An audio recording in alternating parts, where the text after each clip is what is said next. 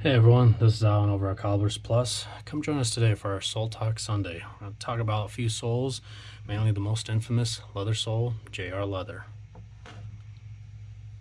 I'm Alan Trushkov. Join us today and enter our world of a cobbler to see the craftsmanship it takes to rebuild and restore footwear and other leather goods, as well as recommendations from our industry.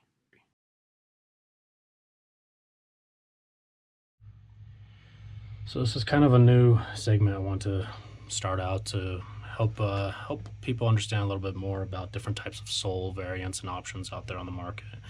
And for today, as our first video, we had to start out with JR Leather, John Rendenbach leather soles, not junior soles. JR stands for John Rendenbach. But it's a German-made company. It's been around since 1871. They've been doing the same way of treatment with their leather soles. It's oak bark tanning, basically. So they take a vat of solution that has all natural ingredients and they put it into the ground, basically. So they dig up a hole and put the solution in there and start treating the leather. And manufacturer of these soles can take anywhere between 6 to 12 months. So depending on the type of sole it is and the grades of leather and everything, it's definitely a process.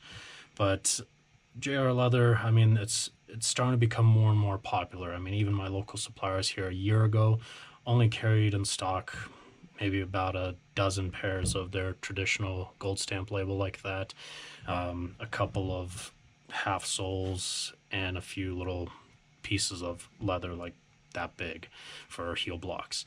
Now, since it's become so popular and I've been ordering a lot from them, it's one of those things where they even blew up. They're ordering them dozens and dozens in each thickness and grade and everything. Well, not grade, but every thickness and type of sole out there from JR, and it's just been exploding. Well, for those of you who are new to the enthusiasm of nice footwear or want to know a little bit more why these soles are so popular, becoming so popular, why they're so sought after. And the main reason why is this is the highest level of leather sole you can find on the market. No other company, I don't care what you say about it, is a higher standard, higher level of grade in leather and better treating process than JR Leather. And JR Leather, the reason why it comes in at a premium cost and why it's so sought after is it all starts out with the tannering. The way they tan these, again, it takes about 6 to 12 months on average, depending on the cut and type of leather that they're working on. And that one alone really adds to the cost. But the main thing, what's so important to you, is during the tanning process, the pore structure, all leather has pore structure in it. It's the holes that animals sweat out of. Leather comes from animals. But the pore structure in the leather soles here from JR Leather, it tightens up. It becomes very, very dense. So that makes the leather a lot more abrasive against any kind of regular wear or heavier environments compared to all other leathers out there. The other thing is, because it's a tighter pore structure, the leather soles will not take on moisture as easily as all other leathers would. So that means none of the salt minerals or any other forms of minerals will build up and degrade the leather. It will just kind of be wicked away very easily or not even be absorbed. Now, of course, the top layer here, if you've seen some of my other videos where we spray it down, it darkens. The top layer, of course, it's going to absorb a small, fine amount, but it evaporates very quickly and it doesn't stay absorbed in that leather, and it can't even penetrate deeply enough to stay in the leather in the first place. So those are the key features of why it is so important for you as somebody who's wanting a pair of JR soles or wondering why should I spend that kind of money on them, because they, depending on which cobbler you go to or which shoe brand you purchase from, on average, if you buy a brand new pair of shoes that have the JR sole on it, they're starting at $600 and up. And there's only a small amount of shoes out there that have a JR sole that start at 600. Most of the other ones are 1,000 plus. And so if you've got a pair of shoes that's $1,000 plus, sometimes even $5,000, a JR sole is what that company is going to be wanting to use. It might not have the JR logo on it, but that's what they're going to use because they know it's the best in the world when it comes to soles. Now, again, like I said, we're we're talking about the oak bark tanning. When you compare it to other soles out there, these are a couple of half soles I grabbed for an example. These are traditionally tanned using animal fats. Some soles use animal urine, actually. Sounds kind of gross, but it's true. It's not a bad tanning agent for a cheaper sole, but again, it's a cheaper sole, so you can't really expect much out of it.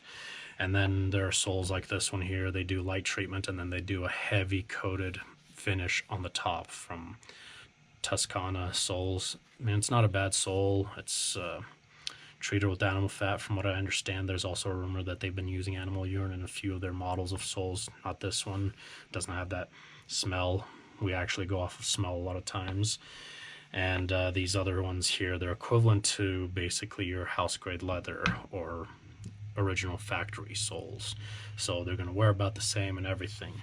Where with the JR leather, on average, you're going to be expecting 2 to 3 times longer wear than your original soles that you had that were not JR. So definitely a huge upgrade just for that alone.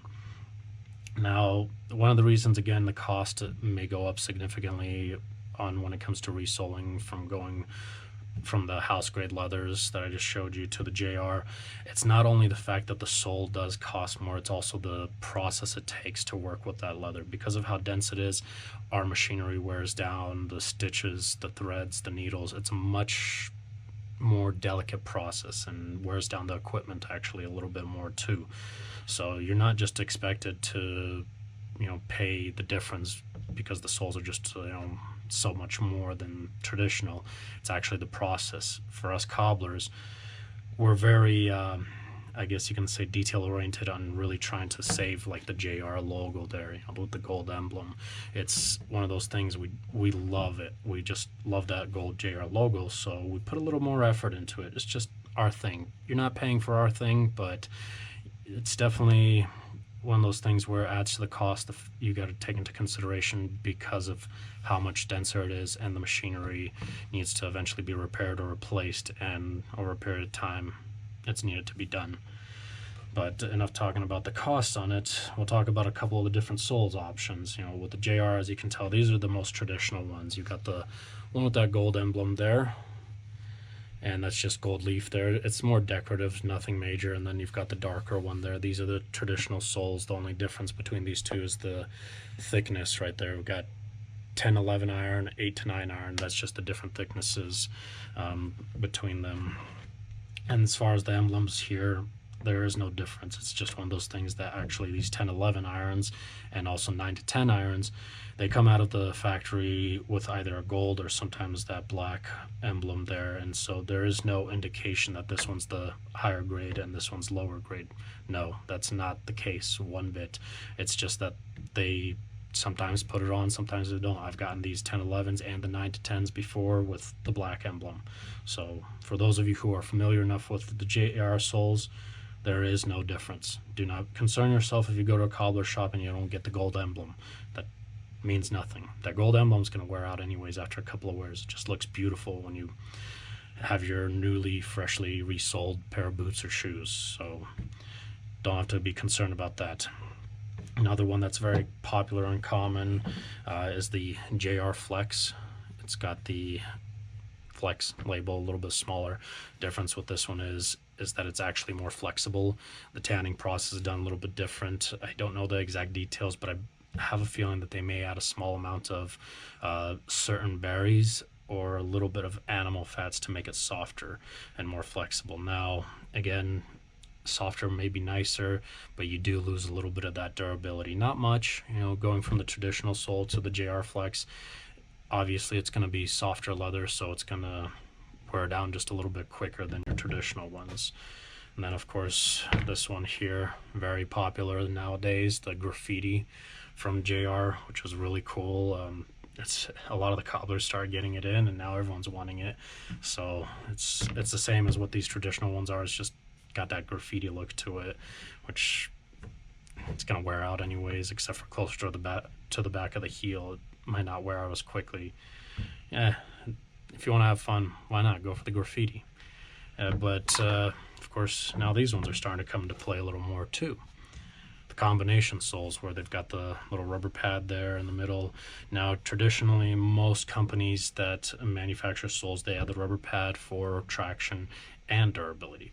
In JR's case, has no difference on the durability. The rubber usually does last longer than leather, but with the JR leather, not in this case. That rubber and leather probably wear about the same. If not, the leather actually may outlast these rubber pads, possibly even two. Just depends on the conditions, of course, and how your wear pattern is. Some people, of course, wear in the toe more, the center of the foot, or one of the sides. So it just depends on your pattern of wear. And so these rubber pads, they just add them in there for a little bit of traction. You've got your smoother rib like that there. Even if that tread right there wears out, it's still going to grip a little bit better than the smooth leather there. You got the mini lug pattern there as well. So it's just a little bit extra. And there's a few other models too that I don't even have here. There's a few versions of JR soles that are just not available to us here in the US. They're available maybe in just Europe or maybe just Asia. Companies, they do that all the time. I mean, they send out certain types of soles to certain areas exclusively, and they're not available anywhere else in the world.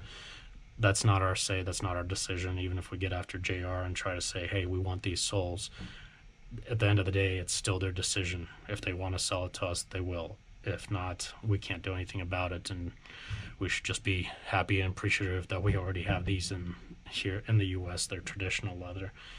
And then we've got, of course, the combination heels from JR. There's one other one that's very popular, the Vibram version. Looks kind of like this one here, but it's got the Vibram and then the JR leather. I don't have that one at the moment. I'm waiting for my local suppliers to get it in. You got this one here, that's the traditional one. It's got the same thickness as what average heels are, and then you've got the dovetail, which is a little bit more of that popular one that everyone's after. Now with the dovetail in most cobbler shops, it's a bit of an extra add-on in cost when it comes to resoling, and then you want the dovetail mainly because of the thickness.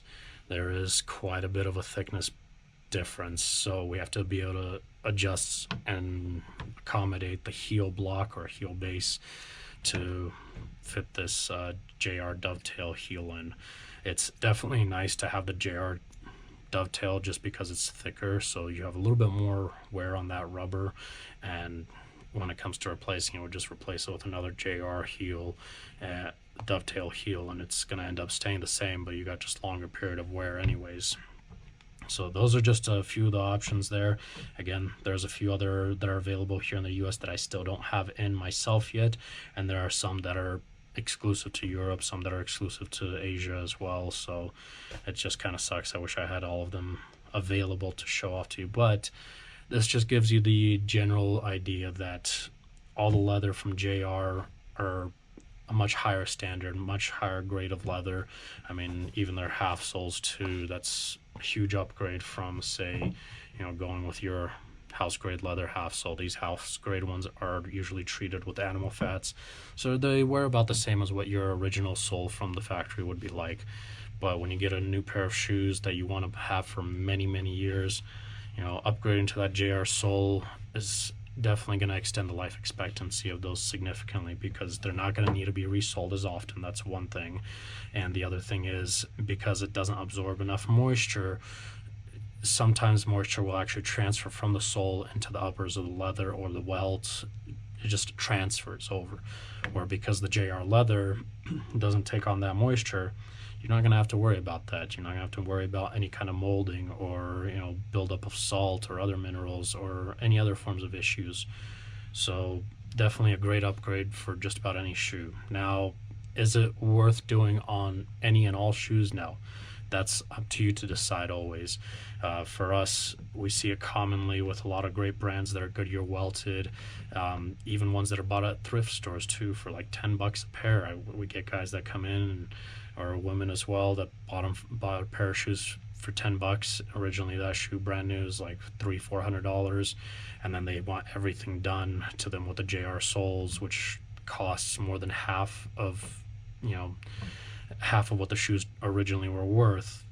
brand new, and they just want everything. They want the JR soles, they want the uppers treated, they want this change, that change, and they end up spending more than half what the original cost of the shoes are.